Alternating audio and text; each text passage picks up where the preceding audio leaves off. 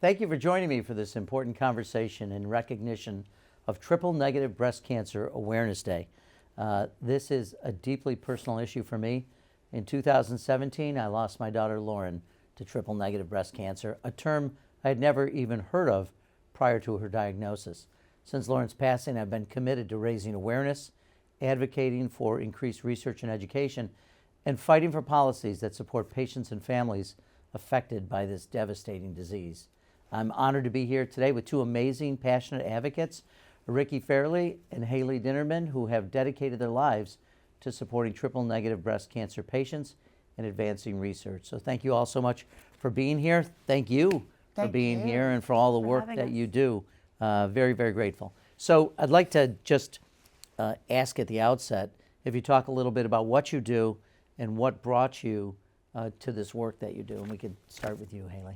Sure. So I'm Haley Dinnerman. I am the Executive Director of the Triple-Negative Breast Cancer Foundation, and I'm also a co-founder of the organization. I became involved in this work when my very close friend Nancy Zena was diagnosed with triple-negative breast cancer. She was in her early 30s, and we were all part of a new mommy play group. I, along with a few friends from our area, and we just supported each other through that transition in life, from becoming new moms. And I remember one day she came to playgroup and she said she found something. She found a lump in her breast. And back then, we were all so young. We had no idea that there was, first of all, that you could get breast cancer that young, right. Something that is now very common and known to people. But back then we weren't aware of it.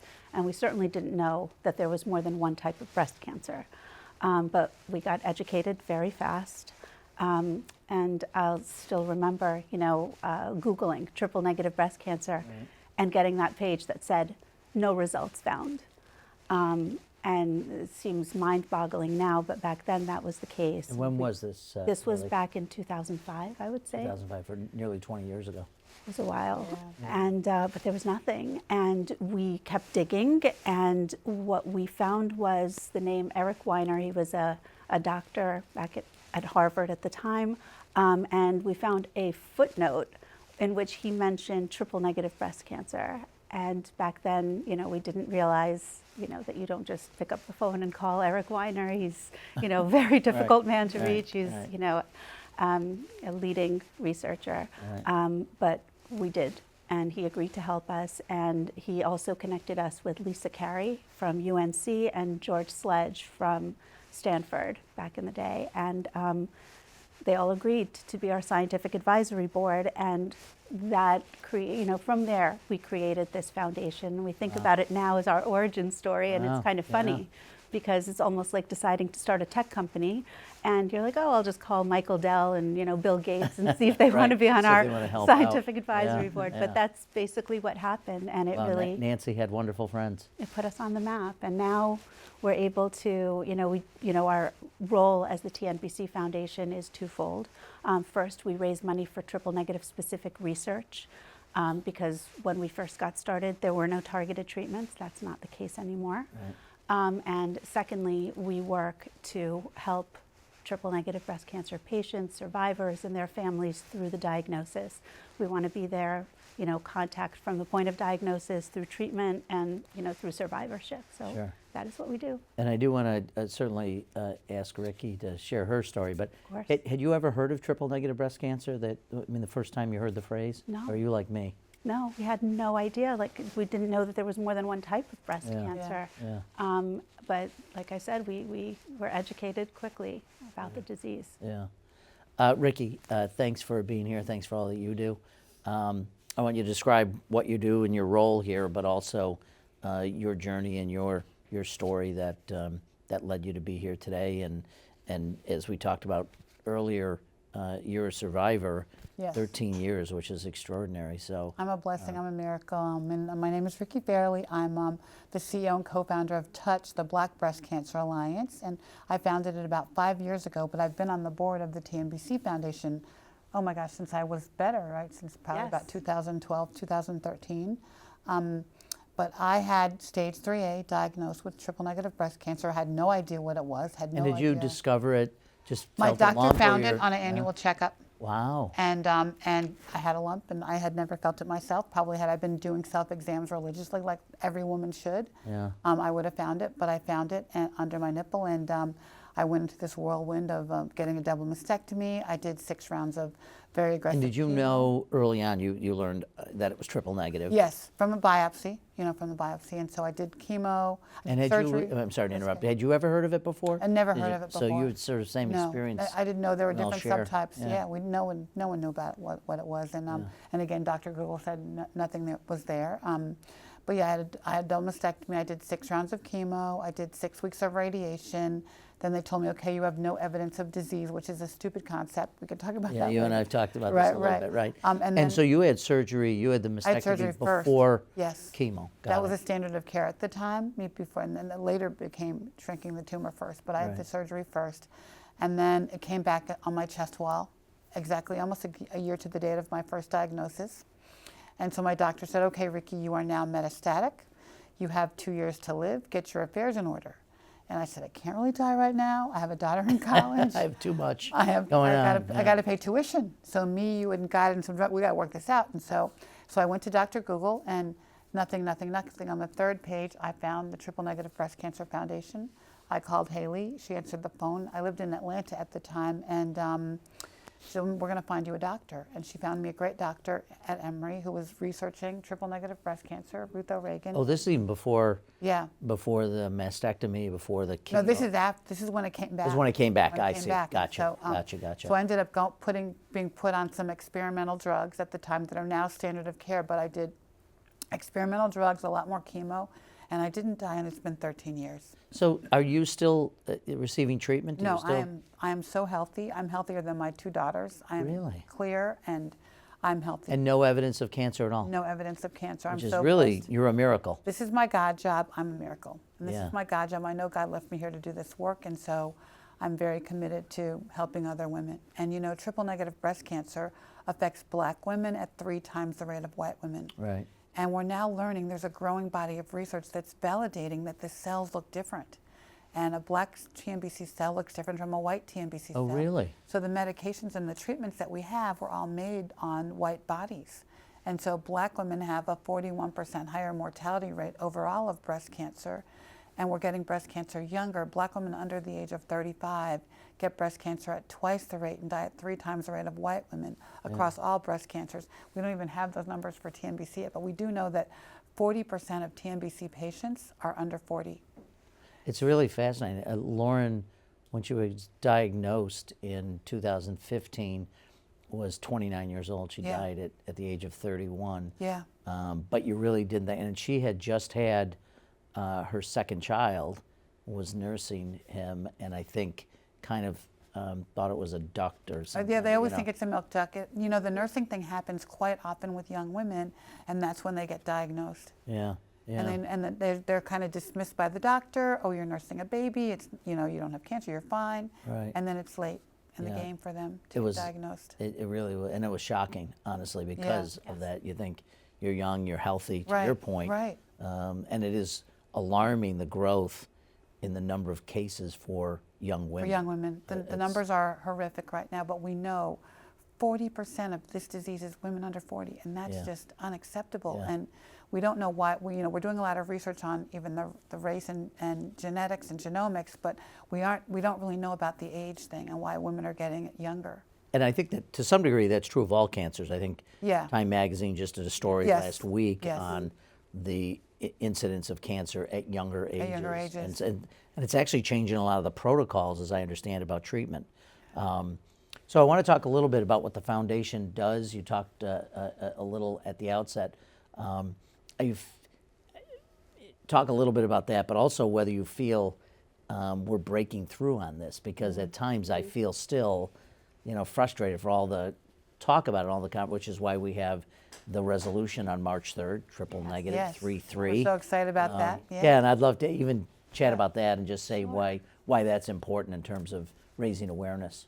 Well, I think it's about more than just raising awareness, and the bill that you're putting forth is a perfect example of Yes. that. Yes. I think that, well, for us, for the TNBC community, I think you know, back in 2013 is when we started Triple Negative Breast Cancer Awareness Day. And it's because our community felt ignored during regular Breast Cancer Awareness Month, which is in October. Most of the resources that were shared, news stories that they heard, you know, it didn't apply to them because, as we just, you know, talked about, this affects women much younger, in the prime of their lives, young mothers, women just starting off in their career, and also women who are very often dismissed by the medical community because doctors, you know, there are so many doctors that still are not as well versed in triple So they're not negative breast persuaded cancer. that it could be breast cancer if you're a young woman and you're healthy. Exactly. They, you know, if you're otherwise healthy, they assume it's probably a milk duct Right, or it's right. just, you know, a cyst and something not to worry about. Come back in 6 months, come back in a year. It is interesting, sorry to interrupt you, but maybe Sure. you could talk about this as well. What I find interesting about it is when you talk to people about breast cancer, there's sort of an assumption that you're going to be okay because the numbers of women who survive beyond 5 years and men who get it is gotten relatively high. Triple negative breast cancer is the exception here. It's different. And it's a relatively rare, I don't know if that's the right word, but what about 10, 12% of breast cancers? 10 to 15%. 10 to 15. So it is reasonably rare Yeah. compared to Yes. the other 3 kinds that you can have or that present themselves. So it's interesting that still I think people just have this view that, well, thank God it's breast cancer, as though that's like, Yeah. Right. you know. I think also the numbers, though, if you look at black women, it's really 30% for black women. So of all Yes. breast cancer, get 30%. Yes. That's interesting. So So that's 30% almost, are triple negative. that's yes. 2 to 3 times higher so than it is it's- for. Yeah, for white women. So that's a huge number for us, and we're getting it younger. Yeah. Yes, black women are less likely to get breast cancer, but when they do, it's far more likely to be triple negative. Yeah. And the yeah. cells look different, you said. The cells look So different. the biology we're of it is doing different. we're working on a Cancer Grand Challenge right now, and we're finding I've been in 6 countries in the last 6 months looking at the cell differences and working on the genomics and the genetics and the environment and looking at all the factors that could affect the cancer research, and the cells look very different. Yeah, that's And I'm not a scientist, but I have scientists showing me under a microscope what these pictures look like. Yeah. And all the treatments we have are for, you know, based on white women. And so right now we only have about a 3% participation rate in clinical trials. So a lot of our work at Touch is to advance the science Sure. and recruit black women for trials. And in the past 3 years, we launched a campaign 3 years ago called When We Trial. If you go to whenwetrial.org, we've now signed up over 23,000 black women into clinical trial portal. Wow. Wow. So we're Good for working you. really hard to just amazing. educate about trials, explain that there's no sugar pill in cancer research, and break down the science. And a lot of the fear is about, you know, just, I don't know, you know, I don't want to get a sugar pill and die. And so when you explain it to them in words they can spell and explain standard of care, they're like, sign me up, I don't want to die. And Right, so I right. think with Haley's commitment to doing research and our sort of helping that research happen, we're just trying to get, you know, better science for this disease. You may across not the be a board. scientist, either of you, but No. it is, when you're motivated, you can become a scientist pretty Yeah. quickly. I Absolutely. remember literally at 2 in the morning reading through scientific journals and looking Yes. for, Looking you for know, something. looking for anything, right. Anything you can find. Right, right. And Anything I you would can send find. Lauren's Yeah. oncologist Yeah. emails in the middle of the night Right, and say, you right. know, Yeah, when you we do wake that. up. We do could that you every day. Yeah, right. I mean, Yeah. that's just what you We- do. Yeah, and We now all do we that, have an yes. incredible medical advisory board on both of our foundations, and I will call them at 4 a.m. Yeah, I mean, What's going on? How do I help this patient? because How you do- feel the clock is ticking, right? the I mean, clock is behind ticking you in your brain. every day. If you think about it, how many women were diagnosed since we've been sitting here? Right. That's what I think about. Right. When I stop in the middle of the day and I say, oh my gosh, somebody's at the doctor right now getting diagnosed. I know that awful moment when That you hear awful the moment. words for the first time. Right. And you're like, okay. So I do want to get back to, you mentioned the Triple Negative Breast Cancer Research and Education Act. Yes. Yes, had so been- excited about that. And it had been sponsored by a late friend and colleague, Yes, Sheila Jackson Dr. Lee, Sheila. a member from Texas who sadly Yes. passed away. And I have since introduced the bill with a number of other members, both in So the House awesome. and Senate. You want to talk a little bit about what you hope this act will be able to do for survivors and patients? Absolutely. I mean, I think that, first of all, you know, as we said before, it's about more than just awareness. Education is the key, Yeah. right? I think that the general population needs to be aware and educated about breast cancer and its prevalence in younger women as well, so that younger women, are doing self-exams, are going to the doctor when they feel Right. that they need to, and the bill also allows for education of providers, which is so important, because Yeah. if that happens, then these women will not be dismissed, right? And it'll be followed up on, and the chance of finding something early, increases your chance of survival, and that is so key. Oh. And And it's interesting to try to, you'd think that people wouldn't need to be told this, but we need to keep repeating, you have to be heard. You have to make sure that providers hear you, that you can't be easily dismissed. it's hard to advocate for Yeah, No, I yourself, think it's sometimes, very, sick, yeah. especially younger women. Yeah, you know, when they they, don't especially know. when you want to be told. Right. Yes. It's nothing. Right. Absolutely. Right? I mean, That's another everybody part of wants it, to be too. told. Yeah. You Of don't course. want to keep digging to find Right. that you have cancer. That's not, Of that's not course. the way our brains Right. work. But if you suspect something, you really have to be an advocate. You do. And for Absolutely. yourself and for your family. But 80% of patients get their care at a community hospital. Yeah. And they may not go to a breast oncologist. They may go to a general oncologist. Right. Who may Who not, may be not up, know. No, may not be up on the latest data, the latest Right. information. And so anytime we can educate, and I kind of really believe it's sort of creating an intervention with our patients, with the community. We do a lot of events in the community. I like to say we go where Black women live, work, play, pray, and slay. And so we're in the community talking to women, not when they're thinking about health. We try to catch them off guard Right. at crazy events like hair shows and at churches, and basically educate them. So this just gives them something to talk about. This bill will Right. be such a great thing to talk about in their communities, to understand that legislation can happen for us and make a difference. Yeah. I do want to talk a little bit about emerging treatment options. And there's a Sure. lot being done in immunotherapy.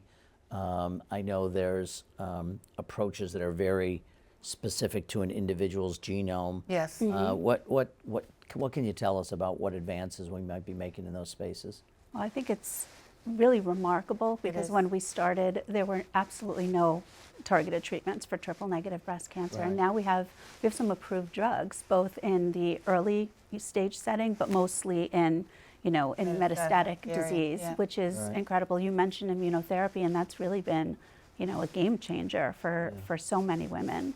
Yeah, or precision medicine where they target something specific in a person. But I think when we first started even in this work, there were just maybe a couple of companies that were even pursuing research in triple Yes. negative, right?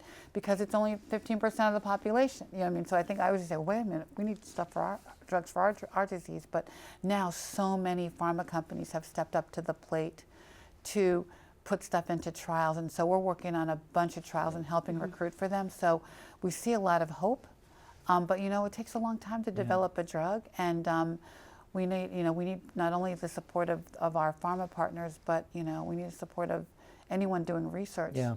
to do the right thing. And it is interesting. I think maybe we brushed past a little bit, but for other types of breast cancer where you can get hormone treatment, you don't. I mean, Right. triple negative is the Doesn't work. one that you're sort of Doesn't work. required to do Right, we're chemo Exactly. on. Yeah, So, we're the only breast cancer that does not have a drug to prevent recurrence. right. So you may see somebody take something for 5 years or 10 years. We don't have a drug, and I think that's where Right. the rate of recurrence is so high. For Black women, it's 39% higher than white women. It's so high that we're getting it back. Yeah. And when that whole NED thing, no evidence of disease, is kind of a crock. But also, so that's where we don't have a lot of research Yeah. on the drugs that are going to prevent recurrence for us. And it is interesting. So it's 10 to 15% of the population more Yes, for black women does not respond to estrogen or progesterone No. treatment. Or her too. Or HER2. Or HER2, Yeah. which is the other form. For people who don't know much Yeah. about this, when you get into this, you become a little bit Yeah, of become like Yes. a crazy person. or in my case, a little knowledge is a dangerous thing.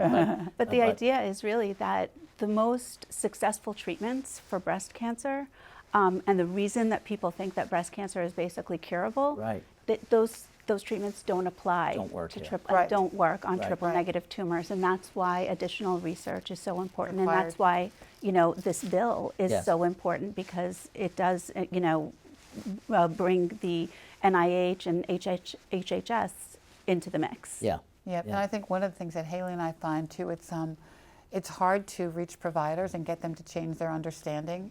And so we focus on our women and we focus on our patients because it's easier for us. We think we can have more of an impact by explaining to a woman, you go back to that doctor and you say, Yeah. is that how you would treat your mama, your auntie, your grandma, your daughter? Because if Right. it's not good enough for them, it's not good enough for me. Right. And helping women advocate for themselves and say, pay attention to me and spend more time with me and help me explain a clinical trial to me, doctor. So Yeah. we help women kind of stand up for themselves and So get better care. we got just a couple more minutes.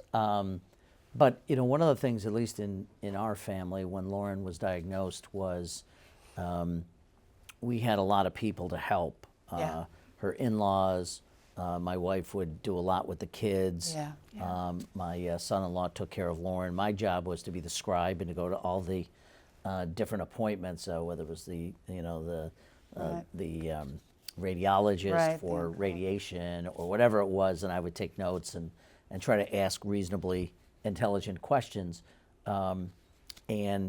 But a support system is really important. I God, really worry about women and families that don't have extended support, and also may not have the kind of emotional support. I mean, so you're Yeah. going through maybe having to Yeah. work, Yeah. continue to work, which is a struggle, take care of your family, Right.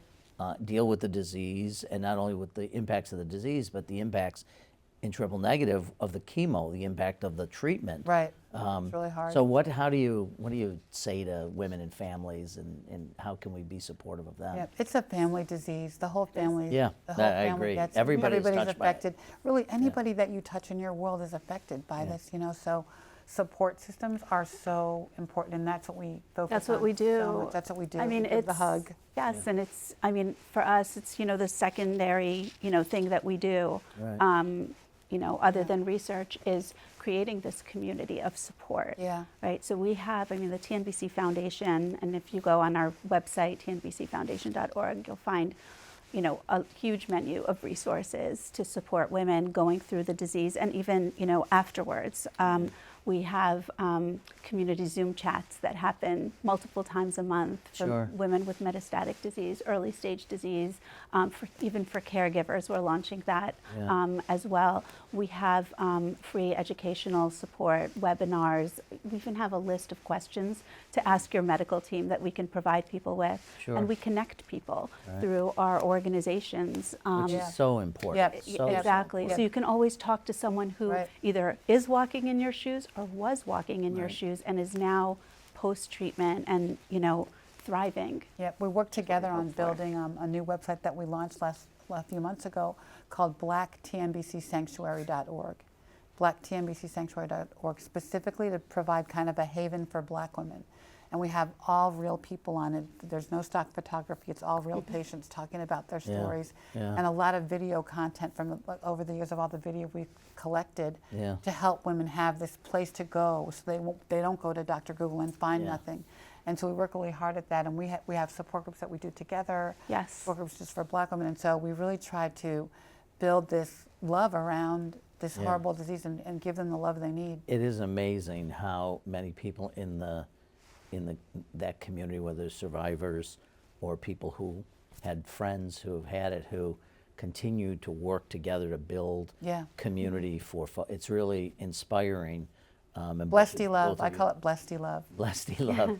My daughter actually basically kept track of her journey, Lauren versus Cancer, on Facebook, and I remember saying to her, like, why do you want to be so? I don't know that I would be that public. Yeah, we do. We want to talk about it. And she said, I want other people not to be afraid. I want to To make learn. this more accessible for women who are Yeah. going through that. So that's all what you do as well. And Yeah, it's we really do. extraordinary. We do. The ambassadors that we talked Yeah, about. yeah, right. TNBC Awareness Month ambassadors. We have almost 100 women right now who they're kind of social media influencers. Yeah. They might not have a huge following, but they have a very engaged following. Yeah. And, we try to find ambassadors that, showcase the different faces and different voices of this disease. And together they create this community for us online and help disseminate, important information. Well. And this whole idea, again, that no one should fight alone. And you are both extraordinary ambassadors. I remember, even in the last days of Lauren's life, she said to me, don't give up on me. Don't ever. And I figured, well, the work I'm doing is my effort to not give up. Well, we You shouldn't give appreciate up on anybody. No, you So, shouldn't give up. We say so- fight like a girl and never give up. And we'll say no Well, I'm one. not sure I'm equipped to fight like a girl, but I'm going to fight alongside you. But no one fights alone. That's one of No our one mantras. fights No alone one is our fights alone, mantra. and we know that it's so important to build a community. You know, we have a nurse navigator team, so we have 24/7 care for patients. Yeah. You can always call us, and We have answer the phone helplines, all the telephone time. helplines. well, we're going to make sure that people Grateful. have you both as resources. And again, Ricky, thank you for Thank you. sharing and for your courage. And Haley, thanks for all the incredible work that you do. So great to have you. And we're going to continue the fight until we don't have to talk about this anymore. Yeah, we want to Be put gone. ourselves out of Let's a put job. ourselves out of Yes. business. Yeah. Yes. This conversation is a reminder of how much work still needs to be done, but also the progress we can make when we come together to fight for change. So again, I want to thank Ricky and Haley for their tireless advocacy and for sharing their insights today. For those watching, I encourage you to get involved, whether it's through advocacy, supporting research, or simply helping spread awareness. Together, we can honor those we've lost, support those who are fighting, and push for a future where triple-negative breast cancer no longer takes the lives of so many. So thank you all for being part of this very important conversation. Thank you.